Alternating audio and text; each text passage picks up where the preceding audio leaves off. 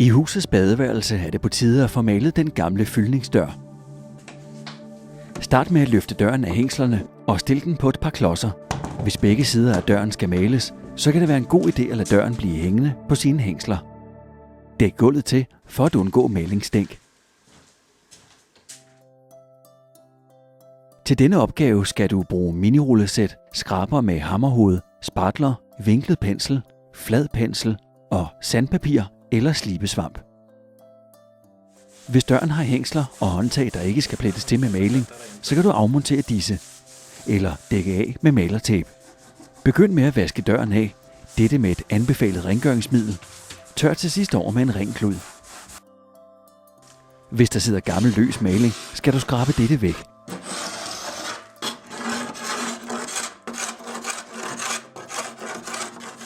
Og derefter en let slibning for at fjerne eventuelle ujævnheder og skader.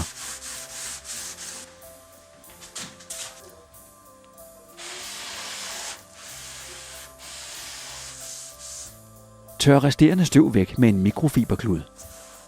Lige præcis denne dør er allerede grundmalet, men hvis det havde været en trædør i rent træ, så skal der males med knastlak, inden du grunder.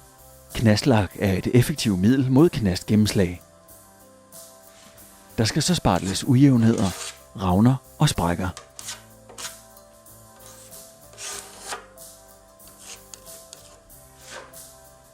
Nu lader du knastlakken og akrylfugen tørre, slib så efter og støv af med en mikrofiberklud.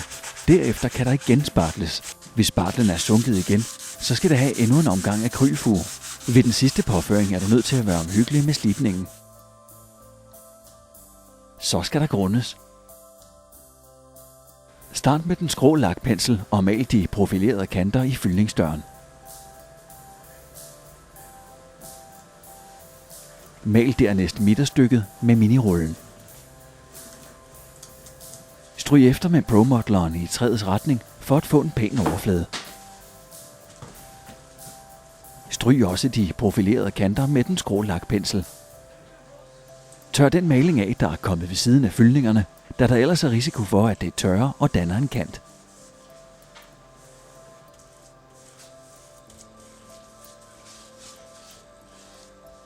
Mal så alle fyldninger og kanter, og mal så selve rammen med malerrullen.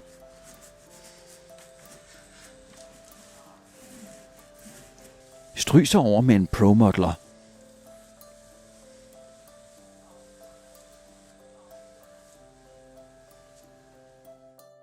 Denne dør var jo allerede grundet. Nu er det tid til den afsluttende maling. Hvis døren havde været i rent træ, så skulle der have været påført et ekstra lag grundmaling. Der lægges igen ud med de profilerede kanter i fyldningsdøren. Mal midterstykket med en malerrulle.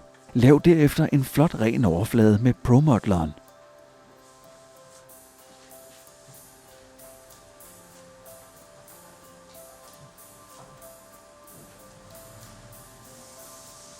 Mal dernæst alle fyldninger og kanter.